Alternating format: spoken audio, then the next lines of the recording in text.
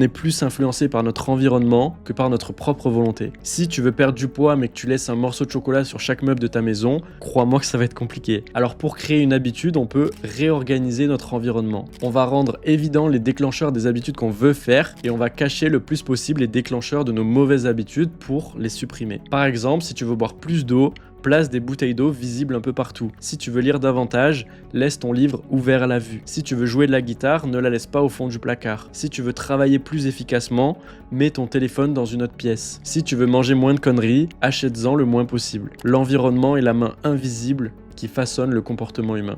Leçon numéro 7, rendre son habitude attirante.